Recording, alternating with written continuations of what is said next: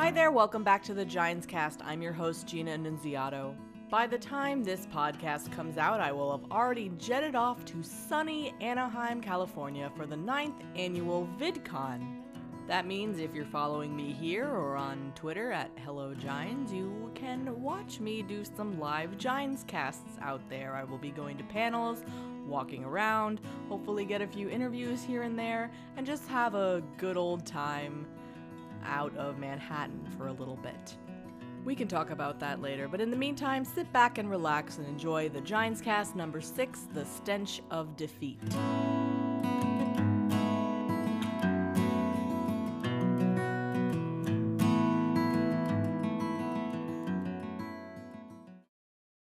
We hear a lot about winning in this day and age. And why? Because it was something President Trump spoke about a lot on his campaign trail. Winning. He likes to win. Win, win, win. Hashtag winning, even as far back as Charlie Sheen's era. And it's not that I think that there's something inherently wrong with that. I just don't really like it when obnoxious conservatives are co-opting that message in order to, quote-unquote, own the libs. But that's another discussion for another time. There is no winning without losing. At one point, all those that we see in society who have reached the pinnacle and who are the quote-unquote winners out there, they've lost more than a few battles here and there. And maybe some more than others. You can find plenty of quotes attributed to some of the greats like Meatloaf or Monty Hall who say it took them 15 or 20 years to become an overnight success. You try, you fail, you start over. And I won't sit here and tell you that people shouldn't live with this kind of winning mindset, because essentially that's how people achieve whatever it is they're after. I just think we have to be careful not to swell our egos to the point where our heads get so big we can't carry them. We do have to ground ourselves in reality. We have to take off the rose-colored glasses and unplug from our ass-kissing Twitter feeds once in a while and realize that there's a much bigger world out there who would gladly watch you crash and burn. And you could be anybody. It doesn't have to be specifically you. It could just be the most random person on the internet that people find to point and laugh at. Why do people do this? Because people are vicious, especially online when their faces are not accompanied with the words that are coming out of their keyboard fingers. And on the internet, when people are giving their real, true, honest feelings about you, there's really zero reason to lie about it. Of course, everybody can have an internet paper trail and an internet footprint where you can see someone being vicious to another person, but why even lie about that? Why tell somebody that they're ugly and have a big nose if that's your real first visceral reaction to them? But you don't have to worry about that, because they might be wrong about you, and they're more than likely wrong about you. Like I said in the Ginescast number 5, A Depressing Conversation, only you know the real you 100%. And that's a process. That's something that we can't ever fully know at any given moment because we're always growing and changing and recreating ourselves in some way. But people are adamant that they know you better than you know you, or that they know what's best for you, or they're more woke than you. They understand things better than you do, even though you're both receiving the exact same information. And in the end, it's all a bunch of nonsense. People unfortunately like to think that their first gut reaction, their first instinct to something or someone is always the correct and right path to take and follow. And why wouldn't they? It's your feeling. And why would your feeling be wrong? Why admit defeat when your feeling about the situation seems so right? It's a daunting task for someone to admit when they're wrong or where they veered off the path. And you know what? You can't ever force somebody into doing that. They have to come to that conclusion on their own. But you also need to know when you're fighting an unwinnable battle. It happens sometimes. When you're yelling into the void or arguing with a brick wall. You can sometimes just know when to wave that white flag and let someone else think that they've won instead of you specifically admitting defeat. Like I've said, picking and choosing our battles is one of our best tactics when it comes to interacting online. There's so much extra nonsense that happens and a lot of toxic behavior that can really trap you in a vortex if you let it. And sometimes I have to break myself out of these cycles of never getting off Twitter or never getting off Reddit and just taking some time for myself. Because I always feel crappy afterwards and I realize, oh, well, maybe I should stop doing that thing so much. I think a lot of the time people forget that it's okay to admit when something has failed or something is not working. It's okay to stop doing something that has resulted in a poor outcome time after time. It's okay to try a new thing, try something new, especially when the system that's already in place is not working.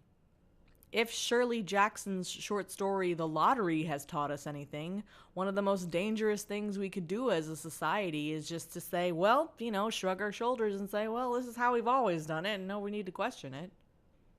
But if that's true, why do we keep plugging along? After Trump was elected in 2016, people were mad. They were inconsolable. They thought that the world was going to end. And this is when I was still very much on Facebook, and I saw basically my entire feed want to ignite itself or run into a collective spear, because that would feel better than what we were about to experience over the next 4/8 years. I tried to look at it from a perspective of, well, you're paying attention to what's going on.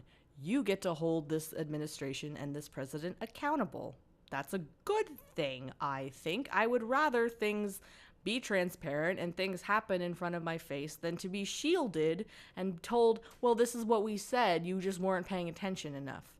I'm glad people are paying attention because now we're seeing the cracks in the system and we're trying to fix what's going wrong. Maybe it's not the most conventional way, but I don't care because things are happening. We fear change because it means worlds get turned upside down. Things that have been working in some respects will no longer work. If I may, President Obama in 2008 promised, quote, change we can believe in. Now, in general, our opinions may differ on this president, but yes, of course the world changed under Obama. But I don't believe it changed for the better. Tensions between the races were at a strange and unusual high. Administration transparency was practically nil. We were in an economic recession. The housing bubble began to blow back up. Income inequality reached its highest point since 1928. We continue to drop airstrikes on foreign countries due to a war that Bush II got us into in the first place. An undocumented minor crisis flooded the border that has continued to this day. Really, the only thing that I can think of that was a positive under Obama was the legalization of gay marriage. And that was a Supreme Court decision. So after 8 years of what I perceived as not a fun time to be an American, we have a new change. And people don't like it because they are paying attention in a way that we never have before. We're so unbelievably connected to one another. We're sharing all sorts of things that are going on, and people are uncomfortable with that. There is significant change going on in this country, and we're slowly but surely learning to accept how it's happening. At least, that's my hope. I believe this world has a lot of tension in it right now, obviously. That should be obvious to anybody that's online, I think. But it's misaimed.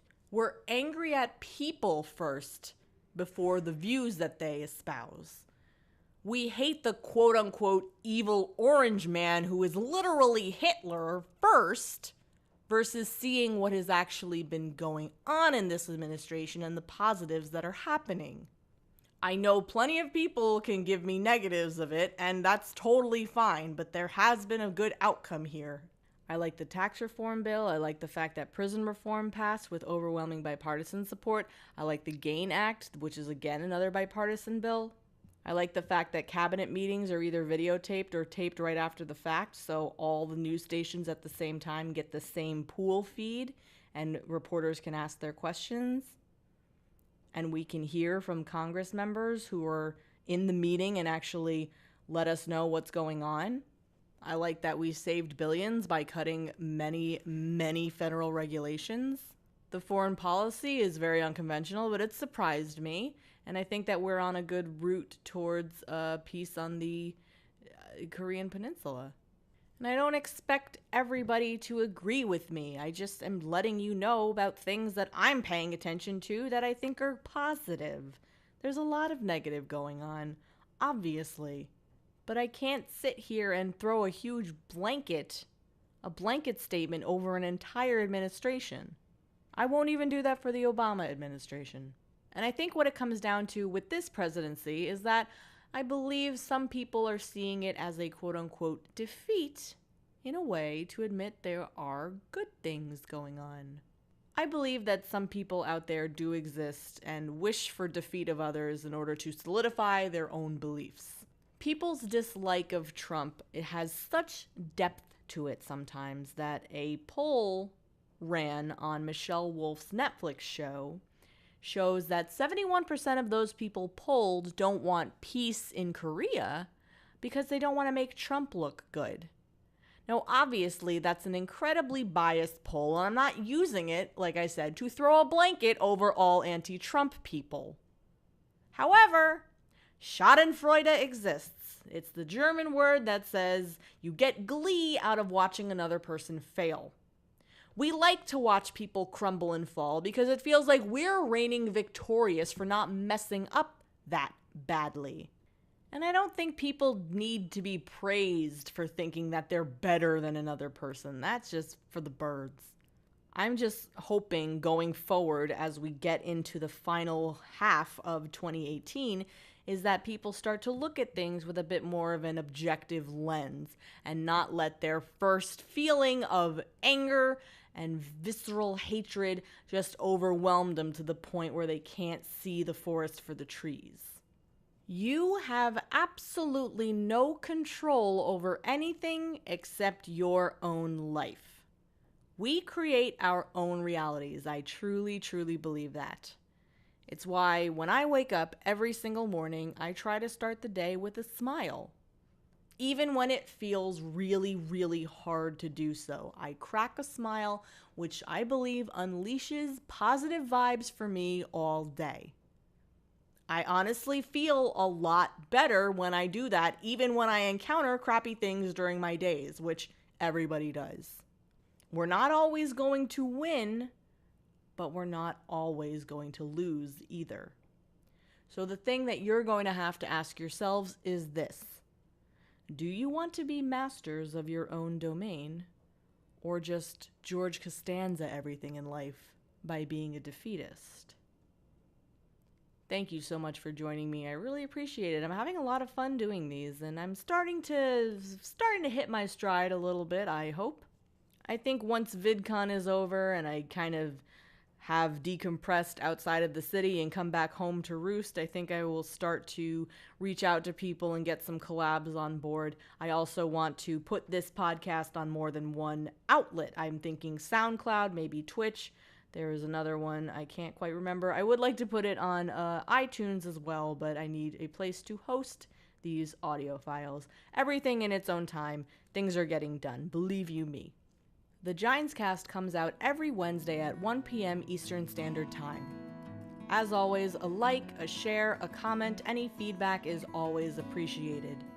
Want more from me? You can follow me at HelloGines on Twitter, Instagram, and WordPress, or shoot me an email at gina.annunziato@gmail.com. Thank you so much for listening to this episode of the Ginescast. I'm your host, Gina Annunziato, and I'll see you next time. Take care.